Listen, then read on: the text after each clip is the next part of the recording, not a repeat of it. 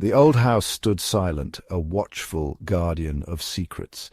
It was a place of shadows and whispers where time seemed to move differently. I had worked at Blackwood Funeral Home for 5 years, but I never shook the feeling of unease. Each room held the weight of sorrow. The lingering echoes of goodbyes, the air always felt heavy, thick with the scent of lilies and formaldehyde. It clung to my clothes, my hair, a constant reminder of my morbid profession. I had grown accustomed to the hushed tones, the soft sobs of mourners, the sombre rituals of death. But nothing could prepare me for what I was about to experience. It was a stormy night when they brought her in, the rain lashing at the windows like a mournful cry. The wind howled through the trees, creating an eerie symphony that seemed to echo the sorrow of the night. The funeral home, usually a place of quiet repose, felt more like a haunted house under siege by the elements. The woman, young and beautiful, her face frozen in a mask of tranquility. Her features were delicate, almost ethereal, as if she were merely sleeping and could awaken at any moment. The soft lighting in the room cast gentle shadows on her face, enhancing her serene expression. Her name was Eleanor, and her death, they said, was a tragic accident. She had been full of life, with dreams and aspirations that were now forever silenced. The name tag on her toe was a stark reminder of the finality of her fate.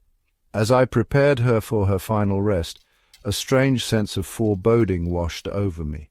It was as if the very air around her was charged with an unseen energy, a lingering presence that refused to be ignored. My hands trembled slightly as I worked, the feeling growing stronger with each passing moment. Her skin was abnormally cold, even for the recently deceased. It was a chill that seemed to seep into my bones, making me shiver despite the warmth of the room. I couldn't shake the sensation that something was terribly wrong. Her long dark hair cascaded over the table like a silken waterfall. It was beautiful, yet there was something unsettling about the way it spread out, almost as if it had a life of its own. The contrast of her dark hair against the white table was striking, adding to the surreal atmosphere. There was a stillness about her, an aura of something unsettled. It was a quiet, almost imperceptible tension that hung in the air, making the hairs on the back of my neck stand on end. The room seemed to hold its breath, waiting for something to happen. I tried to shake off the feeling, attributing it to the storm and my own weariness. The relentless rain and howling wind outside only added to the oppressive atmosphere. I told myself it was just my imagination, a trick of the mind brought on by the late hour and the sombre task at hand.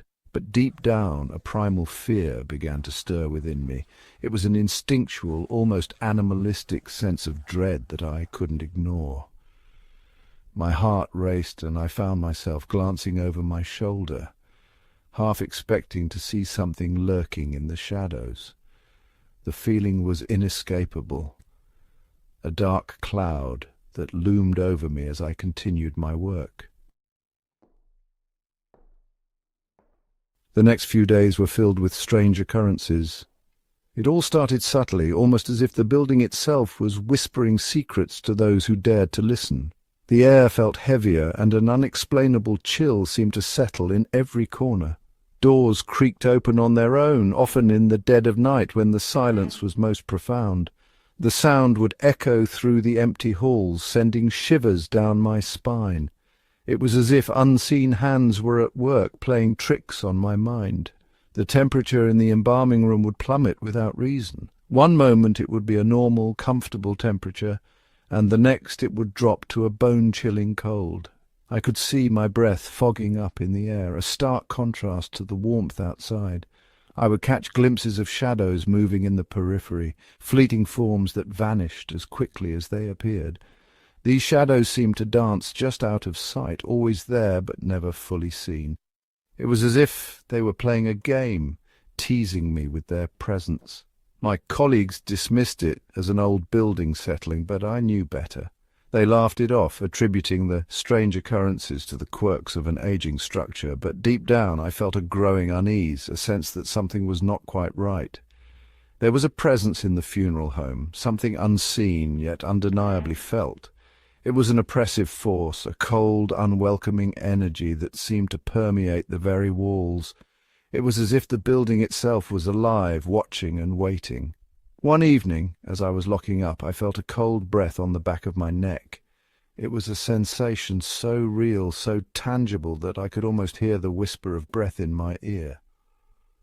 My heart began to race, and I felt a surge of adrenaline. I spun around, heart pounding, but the hallway was empty.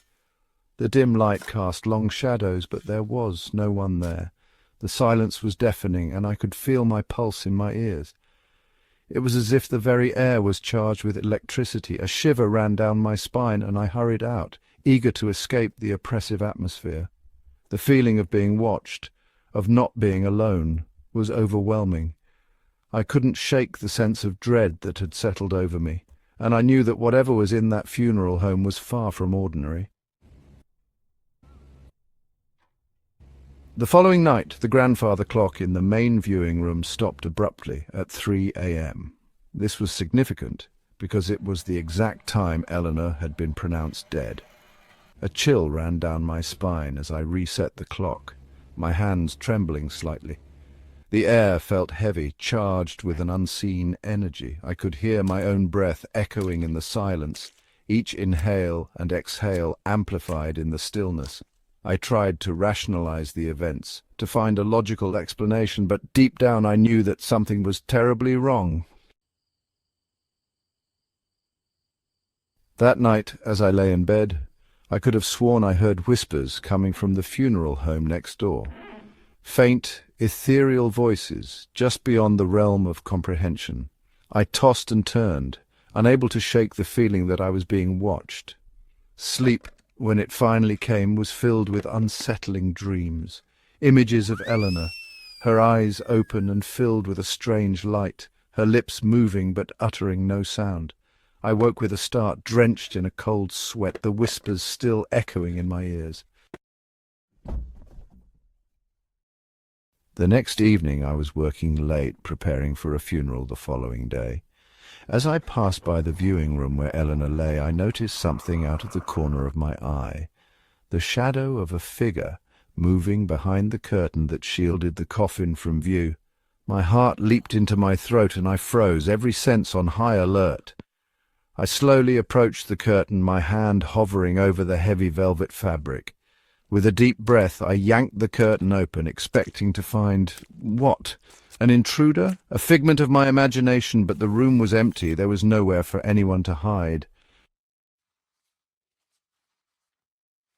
I couldn't ignore it any longer. Something was happening, something unexplainable and terrifying. Fear warred with curiosity within me. I had to know the truth. That night, armed with only a flashlight and my racing heart, I went back to the funeral home. The building seemed to pulsate with an unseen energy. The air was thick with the scent of lilies and something else, a metallic cloying. The silence was broken only by the sound of my own footsteps echoing on the hardwood floors.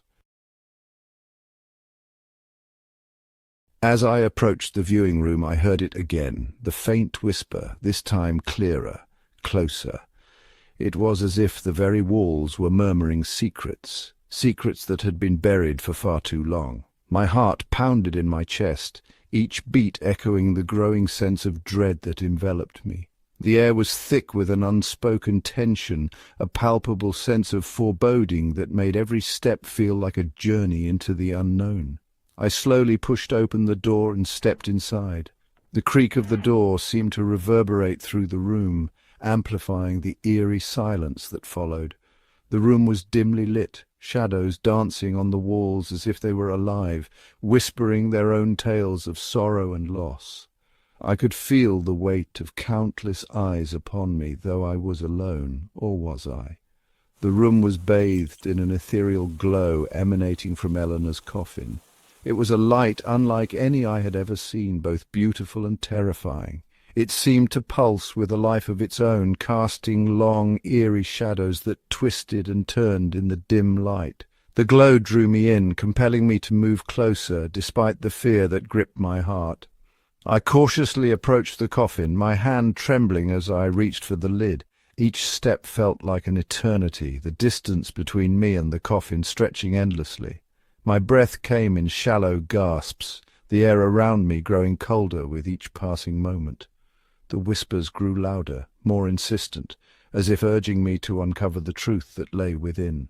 As I lifted the heavy lid, a cold blast of air hit me, and the whispering intensified.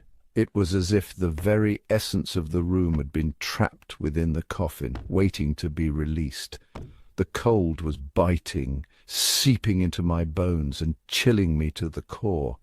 The whispers were now a cacophony, a symphony of voices that seemed to come from everywhere and nowhere all at once. But it wasn't coming from the coffin. It was coming from me? The realization hit me like a thunderbolt, my mind struggling to comprehend the impossible. The whispers were my own thoughts, amplified and distorted, echoing back at me in the silence. It was as if the room itself was a mirror, reflecting my deepest fears and doubts. I stumbled back, my mind reeling. The room seemed to spin around me, the walls closing in as the whispers grew louder and more insistent. I felt a wave of nausea wash over me, my legs threatening to give way beneath me. The truth was overwhelming, a tidal wave of emotion that threatened to drown me in its wake. The whispers, they were my own thoughts, amplified, echoing in the silence. Every fear, every doubt, every moment of disbelief was laid bare, magnified within the confines of that room.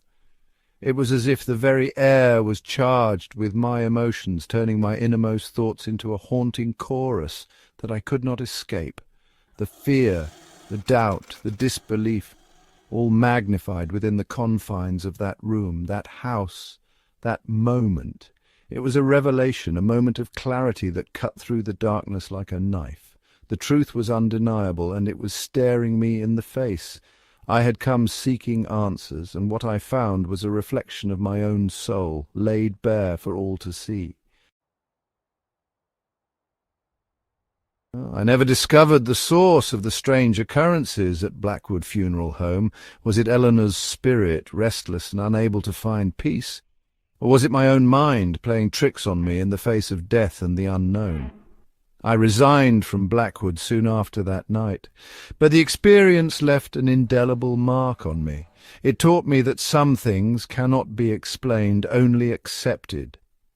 It taught me that death, while an end, is also a beginning of something we may never fully understand.